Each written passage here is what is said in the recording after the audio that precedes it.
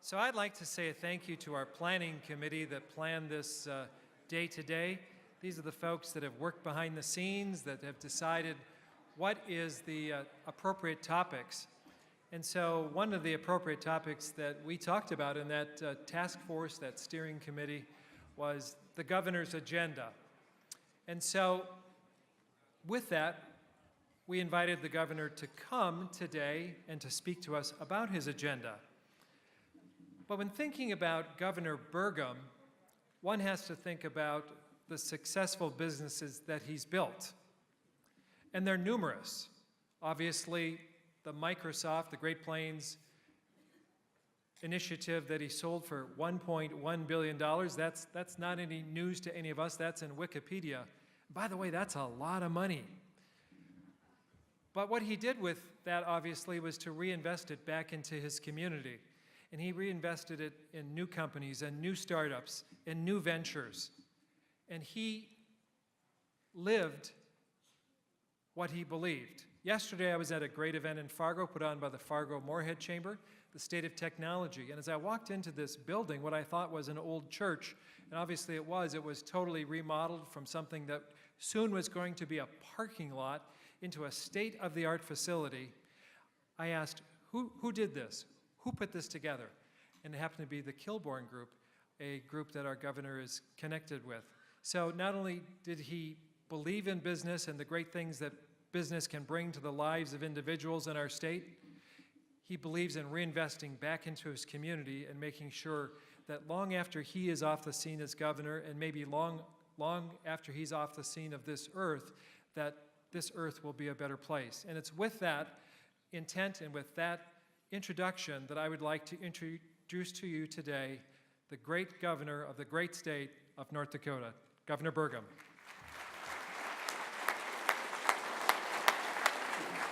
Thanks, Andy. Appreciate it.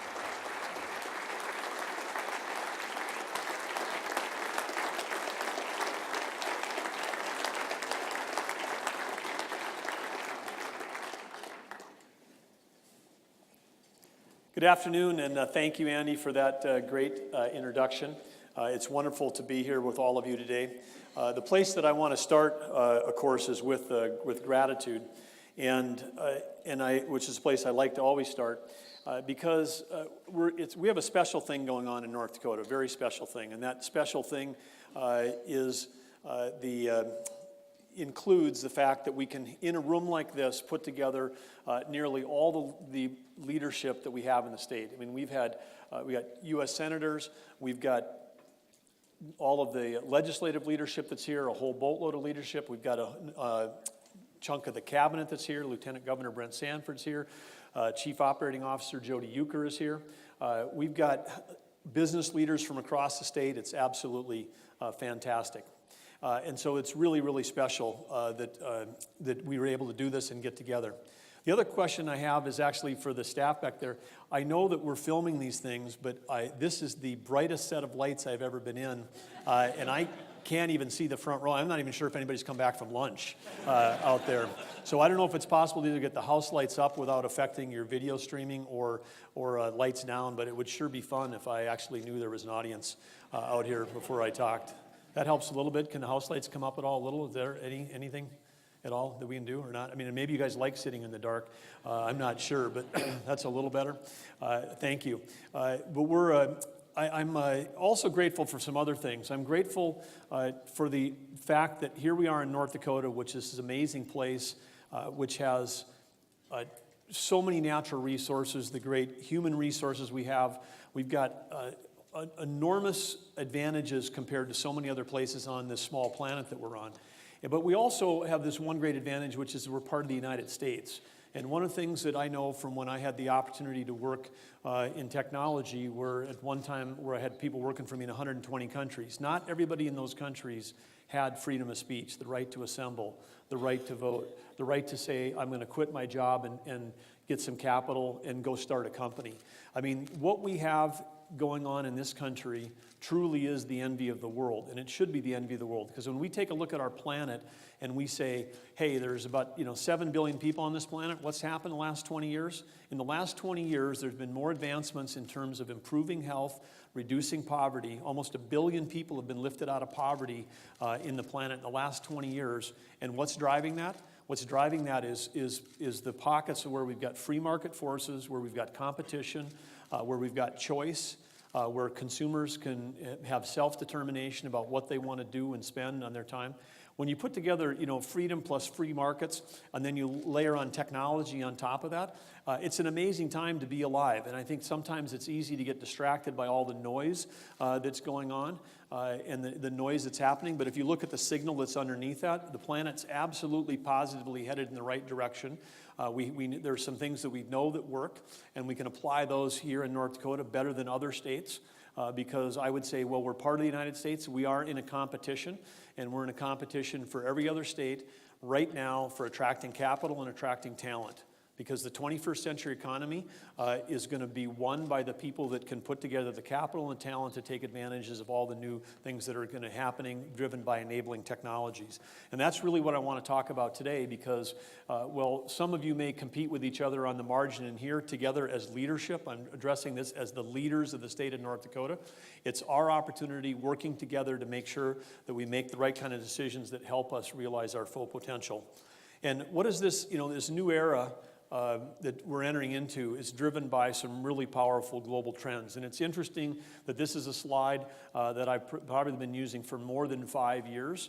And when I looked at whether I would use it today, I thought to myself, there's really nothing to change on this slide, because everything that's on here is happening. It's only happening at an accelerated rate. I think one of the things that we have to understand when change occurs is we have to always take a look and examine ourselves. How do we as humans manage and address change? And I think that one of the things that has been clearly understood in the social sciences is that when we think about change as humans, we go, okay, well, this is what's gone on in my life, and I've had my set of personal experiences, and I've seen change going at this level. So then the way that I would think about change in the future is that it's going to be an extension of the past.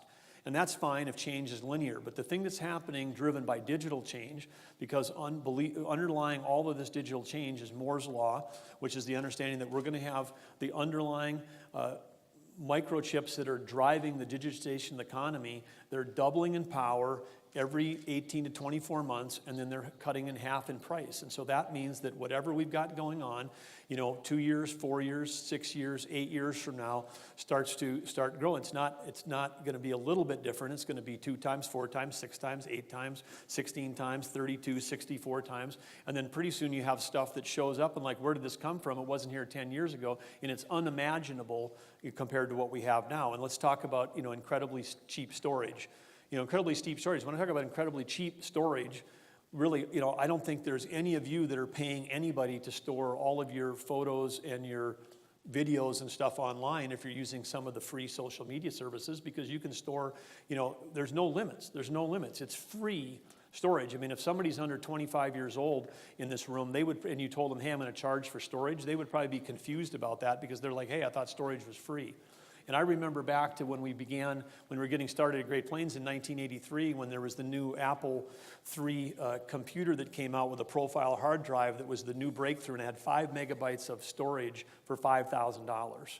5 megabytes for $5,000. It was $1,000 a megabyte for that. And then by the time my kids were, into elementary school or junior high or high school, I'd get the list of shopping supplies, and it would be on there, and it would say, you need to buy, pens, papers, all this, and on the buy, they need an 8 gigabyte jump drive as part of their shopping list. And I'd look at that and I'd like, $8 million of storage? It's like, because it was like, that's impossible. But no, it cost like $7 or something, and you were paying more for the fact that it came in the shape of a sushi or a pig or a fairy or something than it was the actual data itself.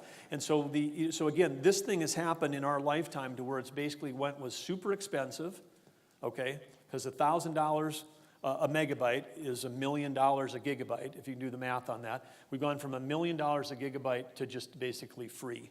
And then on internet, we're making a big push. At Hovind's Tech Conference 4 years ago, we put out a charge to the state of North Dakota that said, hey, let's try to make sure that we've got gigabit bandwidth across the whole state. We're making a lot of progress, we're ahead of our neighbors, but we're nowhere near where we need to be. And part of that is, if you talk to some people, and they might say, hey, we've got 100 megabit coming into our town, no one's bumping up against the limits, everything's fine, people aren't using the bandwidth we have today. That's back on this thinking that you're thinking linearly, when in fact the usage of internet technology is going to just completely accelerate. The curve's going to go straight through the roof, and we could be in a situation, in 2, 3, 4 years from now, when everybody's wondering, why don't we have terabyte switching as opposed to the stuff we have now, because being at gigabit isn't anywhere near enough. And you'll say, how can that happen? Well, it happens when we have real-time data. It happens when we've got ubiquitous automatic sensors, which is the next thing on our list, because this is going to invade energy, it's going to invade agriculture, it's going to invade everything we do. I'm going to give some examples, but it's going to be completely game-changing, and it's going to allow us to have, more efficient government, better education, better healthcare, more productive industries, but it takes bandwidth to be able to take advantage of it. We do have, again, if you're saying, hey, we plan an initiative, we want to give a supercomputer to every citizen in the state. Actually, we've, as far as I know, spent 0 tax dollars on that, and we're heading towards a point where virtually every citizen has got a smartphone in their pocket, and it's kind of an anomaly to actually call it a phone when very few people actually use them as phones anymore. These are big digital data devices with, many of you probably got 50 or more applications on there. It's a tool that if you left behind it, you'd probably rather have your phone than your credit card some days in terms of what's most important to you. And again, we keep calling it a phone, but it's a connected device, and it's mobile, and it's powerful, and they're going to keep getting more powerful and cheaper.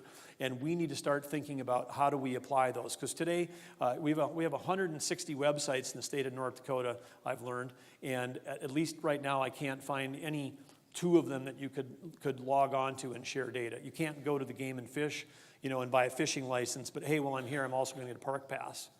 Okay, I don't think any of you'd be shopping at Amazon if every time you went, I'm going to buy a book, and now I'm going to buy, some paper towels, and now I'm going to buy a pair of shoes, that you'd have to log in, log out every time you went and did that. I don't think you would do that on any website. So we need to think about, how do we use the pervasive mobility and start building more customer-facing, taxpayer-facing applications so that people can interact with their government in the way they do that. All of these trends are driven by the magic of software, and the software, of course, is the tool that has advanced mankind more than anything else in the last 50 years. It is an absolutely incredible thing. It extends our capability and allows us to do stuff. So you take magic of software and Moore's Law, and then what starts to emerge? Well, what starts to emerge is these leading technology trends like artificial intelligence and like machine learning, which is that you develop software programs that observe what you're doing, how you're shopping, how you're making choices, how you drive. And then it starts creating a feedback loop that says, hey, we can help whoever's interacting with us get better because we're learning about their preferences, we're learning about their habits, we're learning about their weaknesses. And so machine learning and artificial intelligence, I think this is a relatively young group that's in this room. And I mean that sincerely, because lifespans are, extending and getting longer. But it's likely that everybody in this room is going to live long enough to see the day when we will have machines that are smarter than any one of us. And they may not be smarter than us in everything we do, but they'll be smarter than what we are at many things that we think that humans are good at, because it turns out that humans aren't that good at some things, and machines actually can be better. And so that's an interesting thing. The Internet of Things, of course, you've heard, but that's really about how do we take every device that's out there and connect it, whether it's your refrigerator, whether it's your car, whether it's your phone, everything is connected. And when we start having this connection, that drives the need for bandwidth, but it also creates interesting solutions. Other ones that are on here, virtual and augmented reality, these things are interesting on everything from helping the Stanford football team anticipate defenses because their quarterbacks can practice against the virtual reality of what the opposing team's potential blitzes and different moves on defense might be, to actually helping train surgeons, train pilots. There's enormous applications for this, and it's becoming the virtual reality. If you haven't experienced it lately, is becoming closer and closer to reality. At some point, it's going to be so good that we'll basically be able to replace lots of things that we do in education because it's going to be so real. Autonomous land and aerial vehicles, I know there's a lot of pride, and there should be in our state, because we got in early, we've made investments, we're getting positive returns, and we're driving a lot of positive things in the aerial side of things. We're behind on autonomous vehicles on the ground. We've got other states, Arizona, Pennsylvania, with what's happening at Carnegie Mellon, way big dollars going into this stuff and advancing things. We're at least laying the groundwork to be able to participate, because transportation is one of the most inefficient things that we still do today, but somehow it's so part of integrated into our lifestyle and our culture. The culture of the American automobile is that we don't even see the blind spot that this is one of the things that's taking away from our ability to invest in education, healthcare, and 100 other things, because we're spending too much on transportation. So there's going to be a lot of what we're talking about today is going to really revolutionize transportation in the next 10 years. Cloud computing. Very simply, this is the idea that it's happening every day. If you've got an app on your phone, it's connected to the cloud. You're taking advantage of all the things that are out there. But sometimes today you might say, oh, in the cloud, you may not consciously think about, hey, that's where I store my videos. That's where I store my pictures. If if you're on Facebook or someplace else for free, you do it. But when you can start accessing artificial intelligence for free, when you can access machine learning for free, because those are cloud services that will be coming down the road, and you start thinking about the entrepreneurs, the power that would get behind entrepreneurs and startups if they would have the ability to access things that have taken literally billions and billions and billions of dollars for other companies to create, but now a startup can tap into those the same way today a startup can tap into storage on cloud computing. That's also going to be game-changing. And of course, in blockchain, we could have a whole conference on that, but people, I think generally lack awareness in the general public. So I think it's not about North Dakota, it's about in general that there are a few people on the edge. Blockchain is the technology that's enabling things like cryptocurrencies like Bitcoin. But in case no one's paying attention, now a single Bitcoin, which a few years ago was worth under $1, now is over $4,000 per Bitcoin. So one Bitcoin is worth more than an ounce of gold. And these cryptocurrencies are going to continue to sort of revolutionize and change how we think about finance. There's a new thing. We used to talk about initial public offerings, IPOs. You raise capital, you pay big fees to Wall Street banks. Just last week, there was another ICO, which is an initial cryptocurrency offering, and there's a company that's raised $178 million, online through a cryptocurrency. So this would say, okay, does that have a thing? Will that change everything from Wall Street to the U.S. Treasury? Absolutely, it will. It's a little bit further out. We don't have to spend a lot of time on it today, but it's something we all have to pay attention to, because these things are going to keep coming. And one of the reasons why they're going to keep coming is because the investments are behind them. These aren't just stationary ideas that someone might, that person had a good idea, it's going to go nowhere. I just pulled the big five, as I call them, where you've got, Google, Microsoft, Facebook, Apple, and Amazon. The big five in the last year spent $62 billion on R&D.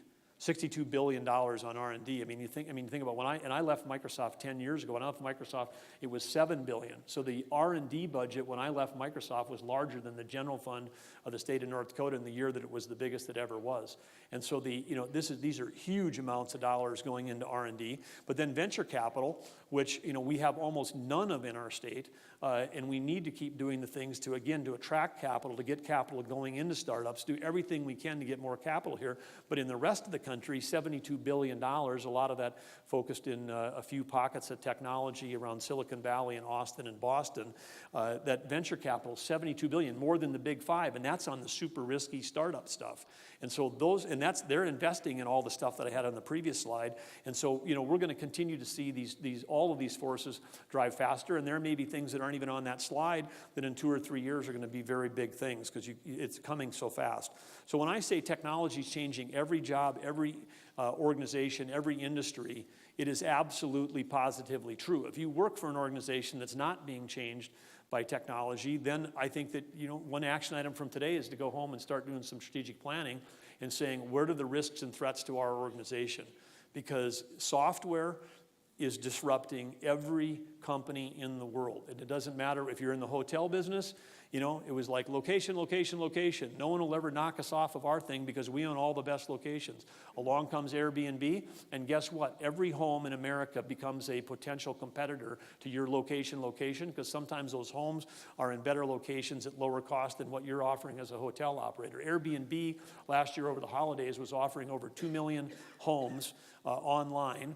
And those 2 million homes was more than the sum of all of the major hotel operators, more than Hyatt plus Marriott plus Sheraton plus Hilton. Add them all together, there was more Airbnb homes. And Airbnb didn't exist 8 years ago.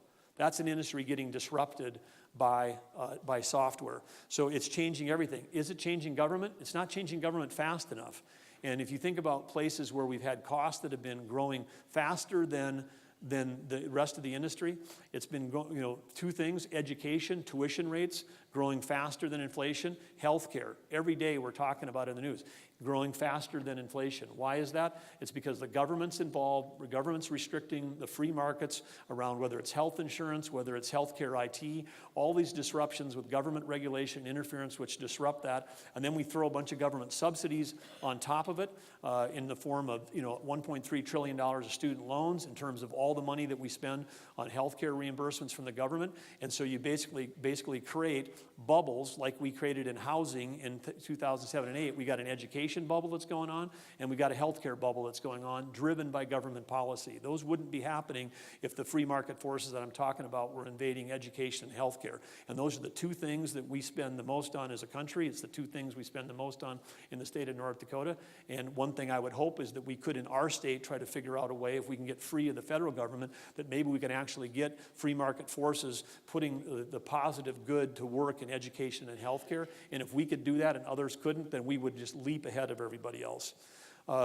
Automatically collected data changes everything. This is an important chart to look at. If you're going to remember one thing today, this might actually be it. That may seem odd, but manually collected data, collected by humans, is really high cost, and it turns out it's generally really low quality because humans aren't good at it. One of the hidden costs of the whole rise of healthcare costs was that the federal government mandated that everybody go to electronic healthcare records. They did that through $30 billion of stimulus in 2008. People said, hey, we don't want to, the thing that you're mandating we use has got a 1970s database. It's 1990 software. Why would we do that? Well, we're being mandated. Okay, we're still not doing it. Okay, now we're going to create, we've given you a subsidy and you're not doing it. Now we're going to create a mandate. We're going to penalize you if you don't in terms of your reimbursement. So there's about $1 trillion in our national economy that went towards outdated electronic healthcare systems at the expense of everything else in healthcare that would have actually driven a higher ROI. I've always known that regulation increases cost, but this is the most egregious example of where we've not only increased costs, we've also misallocated capital because we had the federal government telling healthcare organizations where they had to spend their money. And what happens when you force everybody electronic healthcare records? You take all of your doctors and nurses and turn them into data entry people. And when they have to spend their day doing data entry, do they see more patients or less? They see less. So if you take a look at healthcare in America, our doctors today see fewer patients today than they saw 8 years ago, and it's because they're stuck doing data entry. This is a horrible use of anybody's human's time when we can do this automatically. It's a really horrible use of anybody's time when they're among our highest and most trained people like doctors and nurses.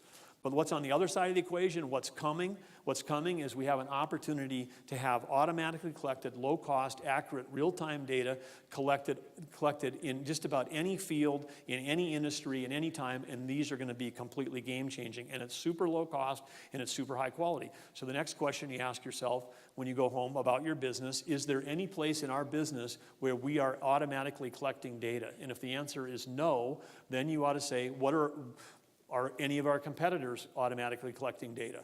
And if you're a higher ed institution, if you're a hospital, if you're anybody, you ought to be asking yourself this question, because if you're not, then you absolutely positively are falling behind the change curve. Let me just give you a few examples of where things are going well, here in North Dakota. and I recognize this is not a North Dakota photo, but this same configuration recently flew over the Spiritwood Aquifer in around Jamestown. And this is, you said, okay, we all know what MRIs have done as of being able to see inside people in a positive way in terms of healthcare. But what if you could give the Earth an MRI? So you take a helicopter, it's hard to see the wires that are on there, but you've got a GPS, a transmitter coil suspended, this huge antenna, you fly over the ground. This thing flew around over Jamestown, and you might go, oh my, that must really be expensive. It was $240,000 of expense. They covered a section of ground over there that actually it turned out to be less than $1,000 per square mile in terms of the area that they were going after. And so for less than $1,000 a square mile, we got all kinds of interesting data about what is happening underneath the ground. Okay, and what did they come back with? They came back with a major discovery. Rather than having the Spiritwood Aquifer be, oh, we're going to run out of water, and who depends on the Spiritwood Aquifer? Well, let's talk about the Cavendish potato plant. Let's talk about the new soybean processing plant that's being proposed. Let's talk about the ethanol plant that's there. Let's talk about the coal-fired power plant that's there. Let's talk about the Cargill malting plant. All of these industrial processes, which we are so excited that are all in one place and efficiently share heat, power, and wastewater in a way that we ought to say that's a model, and why don't we have 5 more of those energy and value-added production parks? But it's a great model, but they all need water. But what they found was when the glaciers left, thousands of years ago, not only was the Spiritwood Aquifer, but there's a 1/4 mile wide, essentially a river underneath that, under this slide, called the secondary channel, that no one even knew was there before. Were we doing testing? Yeah, we had trucks going out, drilling down in the ground, doing a drill bore, and then going the next half mile over, do a drill bore, next half mile drill bore. So we're using humans, to drill down and collect that, and then try to do an interpolation of what we think it looks like underneath the ground. We could have been doing drill bores for the next 20 years and never gone deep enough or in that spot to find out that we got a 1/4 mile wide river running through there. So this is, again, it's a lower cost, it's more accurate, it's completely game-changing, and kudos to the Water Commission for driving this new application. This is the old way we used to count traffic all around the U.S. and all around North Dakota, and I know we used to do this in Arthur. They'd run the cord across Highway 18 in my hometown, and then we'd go out there with our bicycles and ride back and forth over it, and you must have too, that's why you're laughing, and then you'd jump on it, and then if you were old enough to have your driver's license, your parents would say you need to go out there and back over it a few times, because if we get more counts, then maybe the highway department will pave our road ahead of the guys down the road. So there was all this sort of manipulation of data that people would do and do it, and this is still being done. When I say old way, this is still the way most people are counting this, but we again, trying to pull out positive examples. Combination between the North Dakota DOT and the city of Fargo. This is the first time being applied in the U.S. It's a UK company, but they're slicing in optic fiber that has the ability to do acoustic readings at very detailed levels on either side of the stretch of I-29 through the heart of Fargo. They can not only, and when you have the cord, you know that a set of wheels passed over it, but you don't know the weight, you don't know the speed, you don't know if it's a car, you don't know if it's a truck. With this thing, they're going to be able to take car, truck, motorcycle. I'm told that they can even detect if someone was walking down the side of the road, they'd be able to know that. And so what do you do with that automatic data? I mean, it's everything from, is traffic slowing down? Is there, conditions on the road like ice or snow? Should we send the snow plows out because we've got a congestion that's occurring?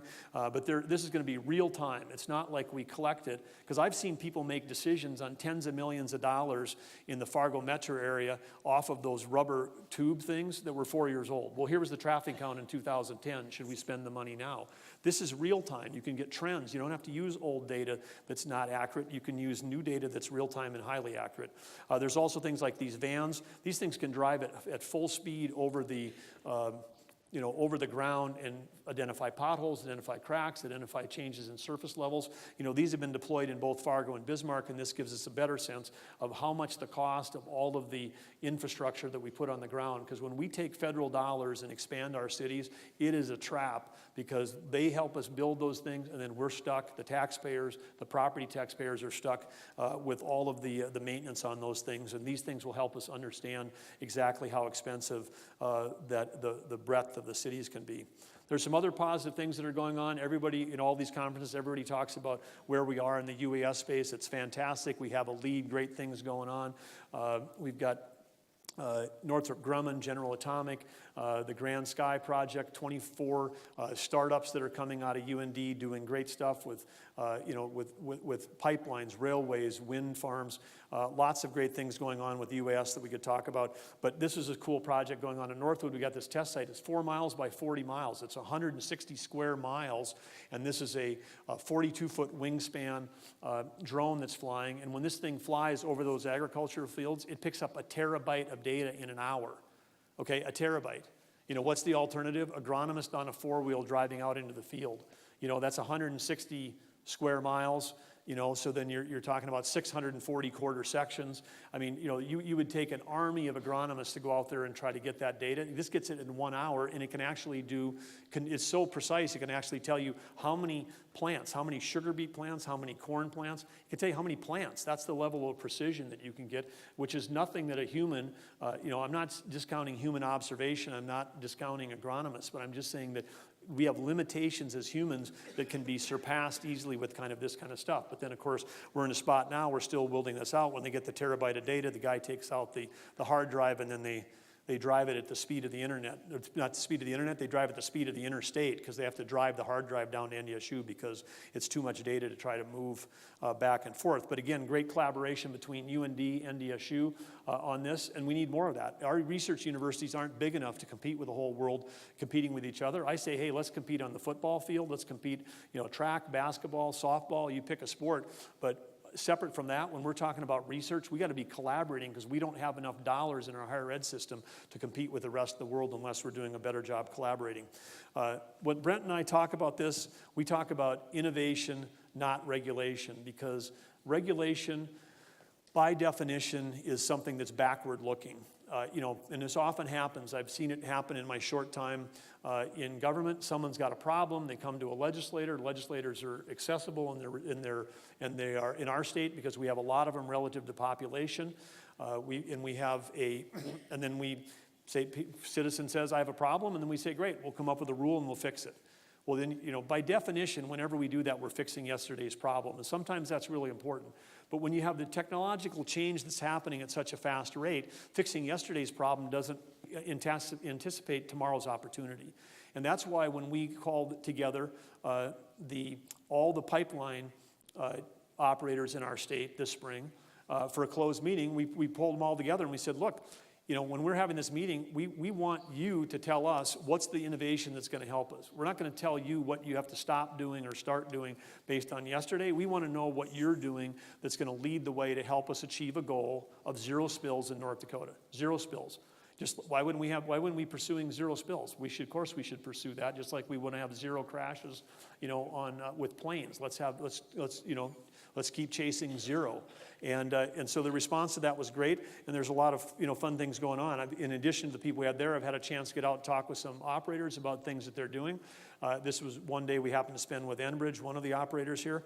On the left, I'm looking at a thing. This is, again, technology. They used to spend more than $100,000 for a separate company to come and analyze vibration on a pump site, because vibration, even though you can't see it with the naked eye, vibration is the thing that causes wear and tear and eventually causes failure at a valve site. So what I'm staring at right there in that picture is a laptop computer, just your standard laptop. There's a standard camera that you could buy at Best Buy connected together, and then they have a piece of software that they paid $25,000 for. They can use that software over and over and over and over as many times as they want, and next year that software will probably be available for $15,000 and the next year $5,000. But it's an inexpensive piece of software. We stood and looked at a valve site and looked at it. You could hear it. You could hear the hum. Is it moving? No. Visual eye can't move it. That software took the thing, looked at the laptop. They took a video of it for 3 minutes. It matched every pixel up. And you looked at the thing and you're just like, holy cow, that thing's really moving. We just can't see it. They can now see it, but the good news was it was moving, but it was way within the tolerance. If the tolerance was 2.0, this was at 0.6, so then move on, go video the next valve site. So they can be proactively identifying places where they're starting to have failure with this thing. You've maybe all heard of the word PIG, which is the pipeline inspection tools. It's the old name for running something through a tube. In the old days, when you run through a pipeline, you could just find out is it blocked or not. This thing is so loaded with electronics, this thing can actually tell if there's axial stress. That's on the vertical length of the pipeline, not just checking the seams, the vertical length, because when we've got shifting ground in western North Dakota in the Badlands, it's the axial tension over a full section of pipe. That's where we've had the failure breaks. This thing can detect that. Could I or anybody come up with this thing that says, let's regulate people to use that? No, because we didn't know the thing existed until we started talking to industry. So then now you're saying, okay, this is fantastic. How can you make it better, faster, cheaper, and start doing it and give industry a goal to chase as opposed to a regulation to spend money on, that has unintended effects. BNSF, we all know that there was this, what was a very explosive crash by Castleton. How fortunate that it happened in a field. No injuries happened. Ontario, the thing happens, over 40 people die. If that happened in that BNSF crash happens in downtown Bismarck or Jamestown or Valley City or Fargo, we'd still be talking about it. But what's BNSF doing? They've got all kinds of things that they're doing, because we can add human rail inspectors, but a human rail inspector, trying to keep up on all the rolling stock of an operator like the BN, or the 30,000 miles of track that they've got that covers the western half of the U.S., they put in these acoustic bearing detectors, and when a train's going by at 70 miles an hour, they can hear and identify which one of those things, which bearing may be going out. Hot box detectors, again, for bearing temperature. Cracked wheel detector. Cracked wheels make different sounds than the other ones do. And so they're deploying this stuff across their system. But again, this is private sector applying automatically generated technology, which improves safety, improves outcomes, helps us all. Agriculture, a ton of things going on in ag in terms of this, and this is another reason why we not only have to bring bandwidth to rural communities, we got to bring bandwidth to every square mile of our state. We have to have bandwidth out there, whether it's understanding of the weather that's happening at a more precise level, or it's being able to communicate with the machinery that's moving across the ground, because we have to get more and more precise. When I was a kid, and we were at the elevator, we offered soil sampling services. We'd go out and we'd take one soil sample for 160 acres, bring it into the soil lab at NDSU, and 3 weeks later you get an answer. When I was at one of these drought meetings a couple weeks ago, I asked one of the people out there, I said, hey, are you, it was after the meeting, we're talking, I said, are you using, all the latest, greatest, capability that's offered on the, tractors and combines today for being, whether it's yield analysis in real time as they're driving across the fields? And they're, yes, they're doing all that. I would say when you're doing soil sampling on those fields, because they can do adjusted rate flow for fertilizer and chemicals, so as they're going over the field, instead of spreading, here's the pounds per acre, they can do a different pound for this acre versus that acre. He was doing, 80 to 100 soil samples in a quarter section. That's a sample for every 2 acres, not 160. I mean, the farmers and ranchers we have are so sophisticated in our state and doing this stuff. We have to provide the infrastructure that's going to allow them to get even better at doing that. There is some great stuff our legislator did getting out in front on enacting autonomous vehicle legislation. We're kind of an island up here out in front of everybody else. Way to go in North Dakota. With that, we've got Uber and Lyft that have arrived in the state. I'm happy to say that they've even made it to Arthur. That's exciting. But we, and again, this is collaborative consumption. This is custom combining. This is ride sharing. This is going to change, a lot of things, but it's certainly going to change when you throw in automatically generated data, which is what you need. Automatically generated real-time data is what supports whether it's a tractor moving autonomously in a straight line down a field through GPS, or whether it's a car driving on the highway or a truck driving down the road. This technology is coming. It's coming fast, and it's going to allow, in many cases, for these vehicles to drive better than humans. And you might say, oh, they're not going to be able to drive better than humans. I'm a great driver. Okay, let's just remember, 42,000 people died in our country last year related to automobile accidents, and the year is 2017. Okay, we've had cars on our roads for over 100 years, and we're still killing 40-some thousand people a year. Is there outrage about this? No, there's no outrage. I mean, we so accept that that's an okay thing. Why is that an okay thing? Why is that? It's not okay. That's not okay. You know, and guess what? This kind of technology could probably save a lot of that. Uber is already saving lives because we got less, you know, any place where Uber is in widespread adoption, there's fewer DUIs. And alcohol-related accidents is over half of those 40,000 deaths. So, you know, we should be thinking about not only how do we embrace this, but I mean, how do we lead in this stuff, because there's an opportunity for really life-changing opportunities here.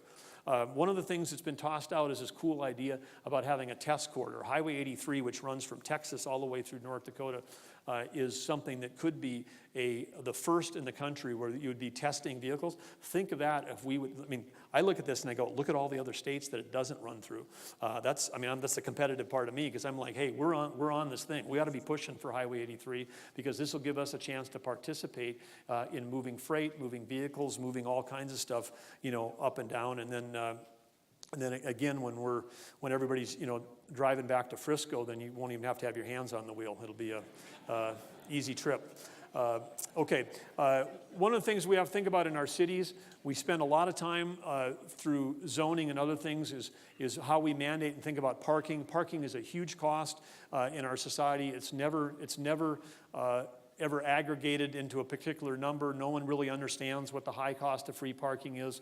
You know, best guess is that there's probably 10 or 11 parking spots for every automobile in a city like Bismarck or Fargo or any of our major metro areas, and that's a really high cost. And then you would say we sit around and do planning with our partners in the federal government, and people go, this is the way cars have been, and so this is the way cars are going to go. So if they keep going, you know, what we really need to spend the next $70 million on is another interchange, you know, at 66 South, you know, in Fargo. We're going to spend $70 to $90 million on the federal interchange because of what our basis is of what we think the traffic patterns are.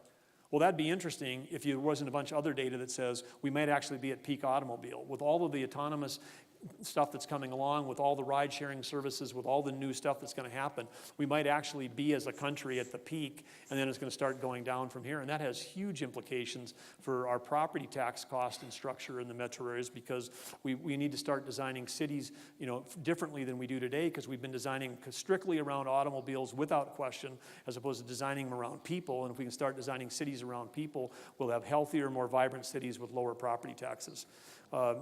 Last thing, which leads into then, is Main Street, North Dakota. There's three pillars to this thing, which is we've got a workforce shortage. We are in a chronic workforce thing. We got close to 15,000 jobs that need to be filled in the state. If they were all filled, to be like adding a Jamestown to North Dakota. I mean, think of the economic impact that would be.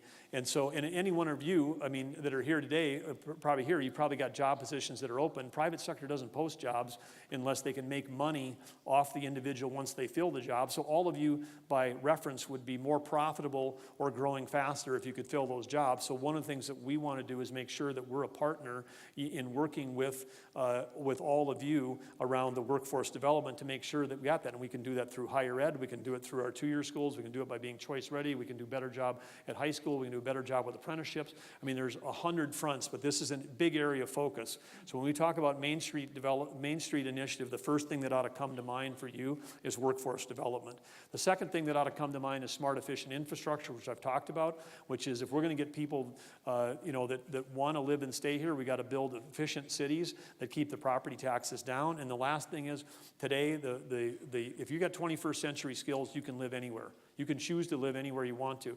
We have to have net in-migration to fill all those jobs. We have to figure out a way to get better at retaining the people that are coming out of our college graduates. And so to do that, one of the things, if you interview them, they say, hey, well, I want to live in a place that's, you know, vibrant, that's walkable, that's got arts, it's got culture, it has all these things. So we have to be intentional, not just about creating the job, we have to be intentional about creating the cities where people live, because today, very mobile society, and we could end up with, you know, we don't want to brag about having 15,000 jobs open, because we could end up with 30,000 jobs open 2 years from now, because everybody's deciding to live in someplace else that's done a better job of building community. So we've got to really be intentional about that. It is one of the jobs that we have to do.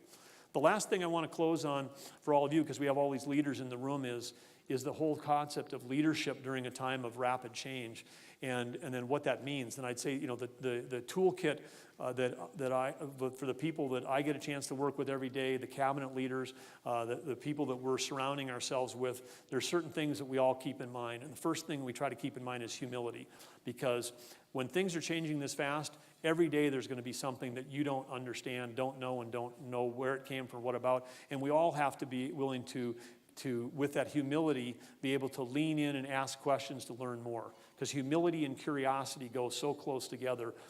This isn't about who's the smartest person in the room. This is about who can ask the best questions. And so we have to keep those two things, humility and curiosity, going all the time when we're trying to solve problems. The other thing is, in terms of an organizational design, is to be intentional, because during a time of rapid change, you want to push decision-making. Some decision-making you want to push all the way to the edge. You want to empower people, like a teacher, to make decisions, in real time out there, as opposed to trying to make a decision for that teacher in Washington, D.C., because the federal government's not going to keep up with all the trends and everything that's happening related to how the transfer of knowledge can occur anytime, any place, on any device. They're not up to speed on that. They're locked in some bureaucratic, backward-looking rearview mirror thing. So in North Dakota, like with the Innovation Bill, we're pushing that decision-making out to local school boards, and that's an intentional decision to try to get decision-making more local, because then we'll have some that'll move ahead, some that won't, but we'll have examples that we can share with others when some people, the empowered communities that are moving ahead, will help pull us all forward. So, and then the last thing on the leadership thing is, so if it's humility, curiosity, intentionality around design, it's also self-awareness. I mean, some of us, including myself, when change is happening, it's not comfortable. It's not comfortable to go through rapid change. And as leaders, it's very important that we're not the ones that are actually slowing things down. It's very important that if you have a disruptor in your organization, that you actually embrace that person, as opposed to try to alienate them and say, well, look, they're not on the game plan, then they don't belong here. We need disruptors. We need people that are pushing new ideas. We need people that are making us think harder. And that challenges us as leaders to make room in organizations for people that have got fresh and new ideas. So the leadership component, the technology can change all at once, but if we put that map up of the 50 states, the states that are going to benefit and grow from all this change are going to be the ones that solve the leadership problem, because that, in the end, that's the huge thing. So I just want to say thank you for stepping up and leading. Thanks for letting me be here, part of your conference.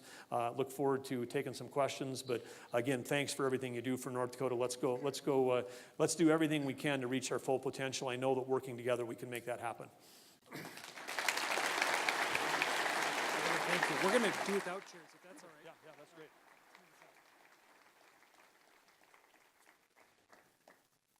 Now we probably could really have the lights up, right, Andy? So we can see who's asking the questions? Just a little bit. So I'll start the questions, and then we've got some time that the audience can text in as well. Okay. But let's just start out with a couple things, and I'm acting, thank you. I guess we're going to get chairs. You said technology is going to change every company, every industry, and it is. And you've given great examples. But how does that apply to government? Well, I think it applies everywhere. I mean, I shared a couple of examples of DOT Water Commission. I take a look at what we're doing in game and fish. They're actually out in front. I mean, we got collars on mountain lions, elk, bighorn sheep. I mean, there's even technology now where you can put one on a sparrow, and track birds and wildlife. So again, automatically collected data. But the big ones that we have to drive the technological change into is healthcare and education. Those are two big ones. The third one, where we're actually doing some interesting things with technology, is in the correction side of things. I mean, we all know it costs $41,000 a year to incarcerate someone in our state. 75% of the people that are incarcerated have an addiction. Many of the people may be first offenders. And so there's things that we can do with treatment that are lower cost, more efficient, get people back, productive part of society. But then how do we not have them incarcerated? I mean, right. Everybody knows about ankle bracelets. I mean, there's advances that are happening there. There's some things that are going on right now in the Department of Corrections, where we've got secured tablets that people are using for education. I mean, I think the state of Kentucky is doing an interesting thing. When we're short of workforce, Matt Bevin, the governor of Kentucky, just basically executive order said everybody that's incarcerated, if you don't have a at least a journeyman skill. If you don't have an electrician's license, a plumbing license, a carpenter's license, if you don't have that, you're going to get one while you're serving time in Kentucky, because they're short of those, and they're going to, they're basically requiring people, while we're paying for their housing, their food, their health care, let's also give them an education, so that when they come out, they have a lower chance of recidivism and a better chance of being part of society. So I think technology, so again, corrections, healthcare, education, across the board, I mean, every single area can do a better job of delivering better services at lower cost with the right application of technology. Governor, one of the things you mentioned is, well, let me just say this. You talk about Amazon, and I love Amazon because it's one touch. And by the way, Amazon is a big member of ours. So when you buy from Amazon, you buy from a company that's a member of the Greater North Dakota Chamber. How can government get to that one-touch ability? When you think about going to get your driver's license or get your car plates, can we get that good in government that we could do it with this? Well, that's the goal, and I think I mentioned Jody Euchre, our Chief Operating Officer, and then we've got Sean Riley, our new CIO, that has moved here from the Mayo Clinic, and people might say, why would you hire a CIO from the Mayo Clinic? Well, Mayo Clinic is not a clinic. It's one of the world's largest health organizations. 30,000 people come to work every day in Rochester, Minnesota, just in that one location, not to mention the hundreds of thousands of patients they have and all that. So the Mayo Clinic is a bigger organization, employment-wise and revenue-wise, in the state of North Dakota. So it's perfect to get someone who's operated at scale has come here. And as we talked about, there's a lot of issues related to in North Dakota, where we spend IT dollars on things that are related to healthcare. So having someone with a healthcare background's valuable. But with Jody, Sean, taking a look at sort of the quick scan of where we are, and we're saying, hey, our goal, we have to be world-class. We have to have world-class IT if we're going to be competitive, so then, and deliver the services that we need. And where are we today and where we have to go? And there's a big gap between where we are and where we need to get to. And one of the things that we should have a vision that with world-class IT, that the customer-facing apps that people have are going to be super useful, super easy to use. And if you're a citizen and a taxpayer of North Dakota, that you shouldn't have to log on 160 times if you're going to 160 agencies. Thank you. So there was an audience question just a moment ago about pushback you might be finding within the state trying to get to this level. So talk about that pushback and how do you deal with that so you can push through it and bring that change. Well, I was going to say I haven't seen any pushback, so I don't think I don't even know how to answer that. Everybody's on board as far as I know. So all right. If somebody's not, let me know. But I think we're 100% behind this. But good. Well, if you know somebody who's not, give me a holler. I'll have lunch with them. We will let you know. Trust me. All right. So demographics in our state aren't favorable as far as new workforce coming up. How do we face that challenge through the use of technology, both in the private sector and in the government sector? Well, we do have some big demographic challenges in our state, and I was just looking at this chart earlier. I mean, we still have counties that are losing population in some of the central and northeast parts of the state. We did see some growth during the boom in the northwest part of the state. Our metro areas continue to grow, so there still is a little bit of rural to urban. But we do have an aging population, as the whole country does. But we've got our set of baby boomers here in North Dakota, and as those baby boomers reach a certain age, a lot of those are in the leadership positions. They're in not just doctors and nurses, lawyers, leading companies. As those people, they don't all, today people just don't automatically retire at 65, but a lot of people start working fewer hours. Sure. They're sort of phasing out. So we've got this tail of one of the most important components of our workforce that's all moving out, and how do we replace that on the other end with the right skills? It's a big challenge that we have, and then of course, with our graduates coming out of higher ed, we need to do a better job of retaining those graduates in the state of North Dakota is one of the things. And then we've got big areas like tech. There's a couple thousand tech jobs that are open. We're way short of cybersecurity. Everybody in the country is short of that. How do we get more people interested in these fields?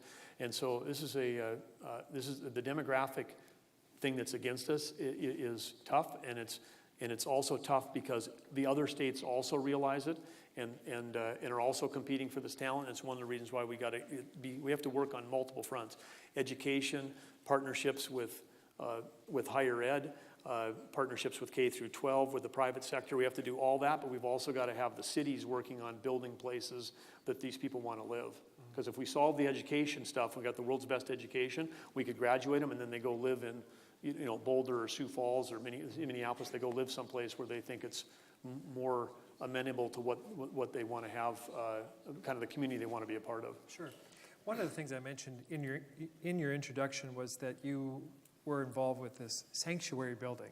Now, for those who don't know, the sanctuary is not a sanctuary. It's an old church that's been rebuilt into a cool, funky place for businesses to do business. What do you think about talking about rebuilding downtowns? What do you think about the Renaissance Zone and TIF and some of these things that have bubbled up in the last legislative session? How should we best employ those? What's the future of those? Well, there's been a lot of discussion around incentives for building smart communities. And I think some of that has been an ideological discussion as opposed to a data-driven discussion. And our goal, Brent and I and our administration is to, get the ideology out of the room, get the data into the room, and let everybody decide. And I think when we do, the evidence is pretty powerful that would say that if you had a 4-box matrix, and in each of those 4 boxes were 1, 2, 3, 4, and one was good and 4 was bad. 1 is the upper right on that quadrant. Number 1 is going to be when you have private capital from private companies investing into our communities where we have existing infrastructure. That's number 1 by a mile. In terms of if the question was, what is the highest return on investment for taxpayers? Highest return on investment for taxpayers is when economic developers, community leaders, government officials, chambers of commerce, if we can attract new, fresh capital to go where we have existing infrastructure, because the taxpayer doesn't have to pay anymore. The fire, the police, the sewer, the water, everything's already there. So that's the best. What's that? That's Renaissance Zone. Renaissance Zone in all 55 communities, by definition, incents private capital to go where there's existing infrastructure, the way that's set up. You mentioned TIF and pilot. Yeah. TIF and pilot, I can't answer your question because I don't know. Is that TIF and pilot going towards existing infrastructure or is it going towards new?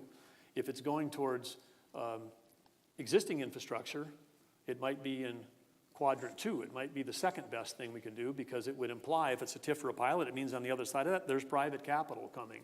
And so that would be our second best choice to incent private capital to come to where there's, come in the area. The worst is when we take public capital, like school district or park district money, and then we put that out on the edge, and then we pile it on with other taxpayer dollars to have infrastructure to reach it. And so then when you take public dollars to build something like a new school, and then you take public dollars to reach it, that's the worst investment for taxpayers. And so, we'll get all the numbers out. People can decide. And then we can't fall into the trap of taking the federal dollars, because when the federal government comes along and says, here's 80, we'll pay for 80% of a road, and then, that road goes in, but then we get 100% of the maintenance.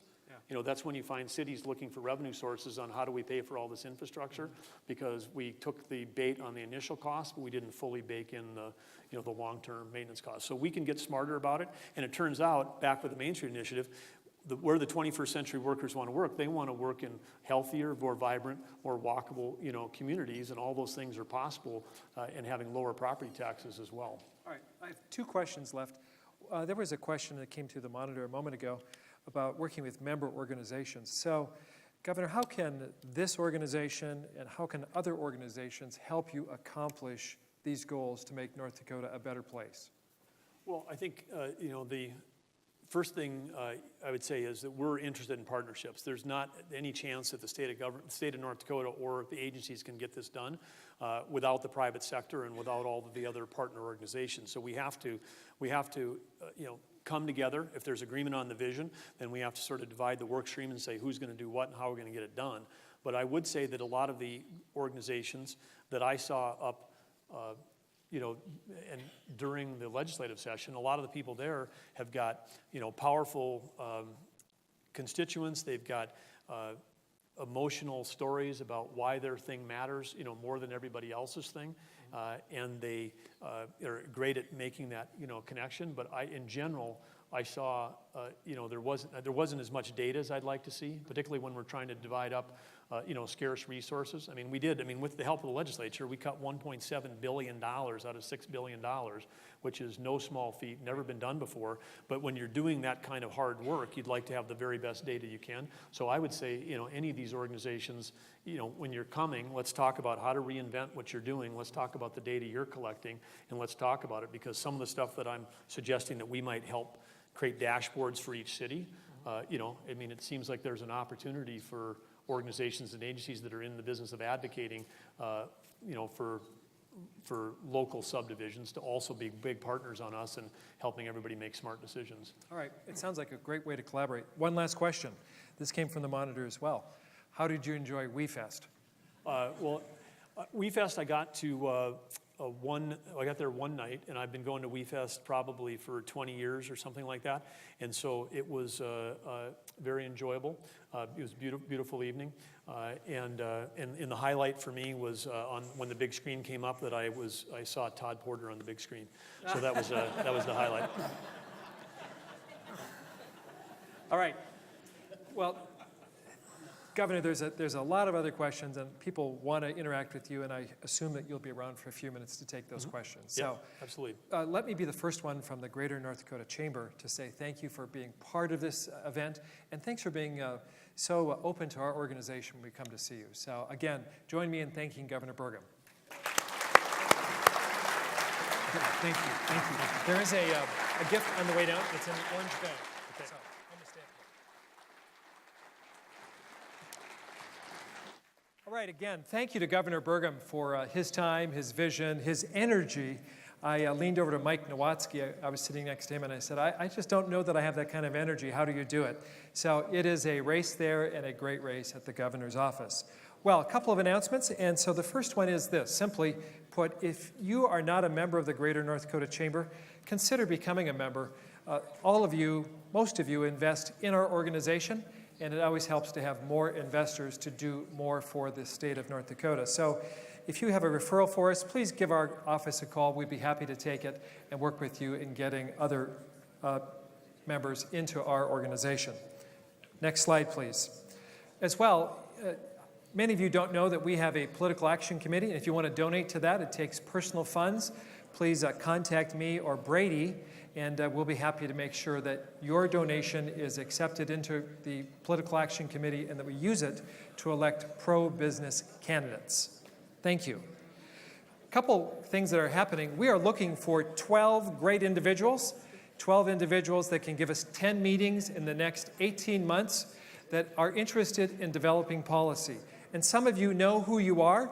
Every time I see you, you poke me and you say to me, get me involved. I want to be involved in this. I want to make a difference with your organization. And so if you are that kind of policy wonk, that kind of passionate person about what happens in our state, be sure to see us as well. Contact our office. You can email me at andy@ndchamber. You can text me at 989-9899. We'll get your information, and we will get you involved. Again, we're looking for highly committed individuals, 10 meetings over the next 18 months. If that is not for you, and you say, I can't give you that kind of time, and I don't have that kind of passion, but I do want to be involved, watch for a new event that we are starting on October 11th in Jamestown. We're calling this simply Member Voice. We're going to work with the local Chamber of Commerce, the local chamber president. We're going to work with local state representatives from that area and local officials, the mayor and so forth. And what we're going to do is going to go into a business. We're going to hear your concerns, have a quick discussion. Maybe not a quick discussion. We'll serve donuts and coffee. It'll be early in the morning at 7:30. And then we're going to follow that off with a tour of whatever business we are meeting in. So our very first Member Voice meeting happens on October 11th in Jamestown at Duratech Industries. Now, for those of you who know it by another name, Haybusters, that's the same thing as Duratech. I've been in this factory. I've seen how they make these incredible machines. You will not only get an opportunity to interact with us and for us to hear your voice, but you'll get a great tour of Duratech. So watch our communications for further meetings from that point on. Well, with that, save the date. A couple of things. September 20th of 2017 is our next CEO Roundtable. that will be held over at NISC in Mandan. Monsignor Shea, I call him my favorite Catholic, will be talking about leadership as well. The U.S. Chamber will be in town along with representatives from Representative Kramer and Senator Hoeven and Heitkamp's office to talk about the challenges of trade in our state. So that is September 20th. And lastly, our last announcement is put this date on your calendar for next year, August 16th of 2018 in this room, the GNDC Policy Summit for 2018. Mark it down before you leave today. With that, I believe we have some introductions from the back of the room. At this time, GNDC would like to recognize our silver sponsors, Blue Cross Blue Shield of North Dakota, BNSF Railway, ConocoPhillips, Hess Corporation, KLJ, NextEra Energy Resources, Otter Tail Power Company, and Sanford Health. Would you please join us You are following in showing our instructions. appreciation You're up for our already. silver sponsors.